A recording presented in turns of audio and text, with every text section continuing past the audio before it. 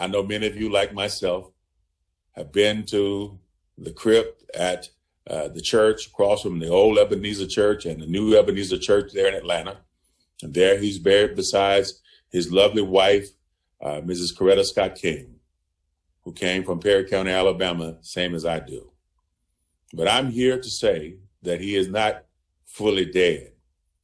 All of him is not in that crypt. All of him is not in that casket. All these years ago, Martin Luther King Jr. still lives. He lives in you and me. The dream is alive in you and me as we celebrate his life and his legacy. You cannot put all of that in a casket. There's an African proverb that says that as long as you call a person's name, they're still alive. We're calling Martin's name tonight. We're calling Martin's name not only where you are, but all across the world. People are remembering a dreamer who did more than just dream, but was willing to put his life on the line for the dreams that he believed in. And the world is a better place because Martin Luther King Jr. came this way. Doors have opened for us. I was able to matriculate at the University of Alabama for my undergraduate years. When I was born in 1962, such was not the case. But we thank God for people like Dr. King and those who carry that dream forward.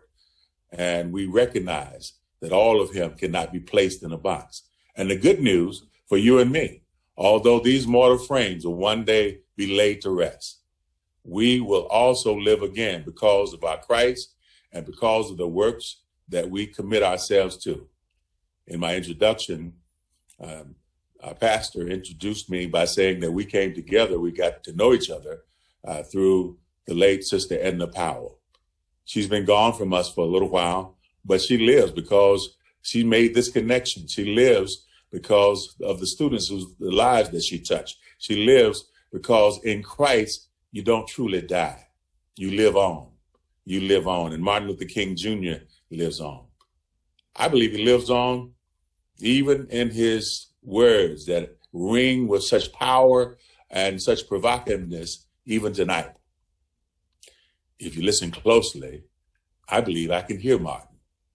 I hear Martin speaking. I hear Martin at the Charles Haney Mason Church of God in Christ in Memphis, Tennessee, where on April 3rd, on a rainy, thundery night, as he was there to protest for Black garbage workers who were treated like garbage, but who believed in their hearts as they wore the signs in protest, I am a man. And Martin was there to support them when others who had been with him after his speech at Riverside beyond Vietnam, a whole lot of people who claim him now left him. But he was not alone because his God was with him. But he also knew, Martin knew that there were people who were willing to break the law and even commit murder and assassinate leaders. He had known that Medgar Evers had been assassinated. He'd known that Malcolm X had been assassinated. He also knew that a president of the United States had been assassinated in John Fitzgerald Kennedy. So he knew that as a country preacher, if you will, a Baptist preacher, without the weight of Secret Service on his side and all of those things, that he could be also a prey to the vicious racists who would see his life come to an end.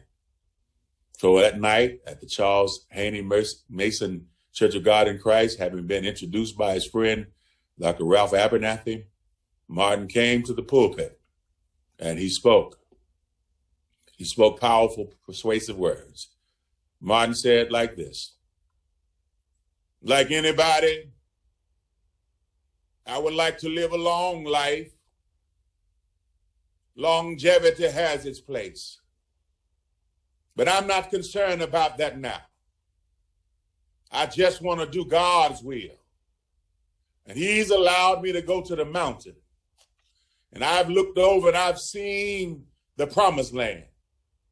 I may not get there with you, but I want you to know tonight that we as a people will get to the promised land. So I'm happy. I'm not worried. I'm not fearing any man. For mine eyes have seen the glory of the coming of the Lord.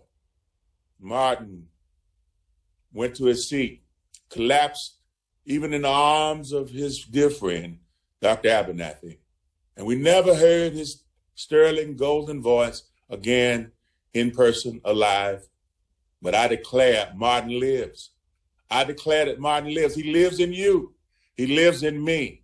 As long as we do all within our power to carry forth the dream, like the young people this summer after the death of George Floyd, with the work that needs to be done after the insurrection in our nation's capital, with the work that needs to be done to support the Biden administration and the vice president who looks like us, Sister Kamala Harris. Brothers and sisters, the dream lives because things have happened that would not have happened unless the dream lives. And if the dream lives, part of the dreamer lives also. Do all that you can, while you can, to make sure don't die, that you keep on living. And you can say, as Paul, if I leave these shores, it's all right. If I continue to be here, it's all right. Because as long as I'm in his hands, and as long as I got King Jesus, oh, Lord have mercy, I don't need nobody else.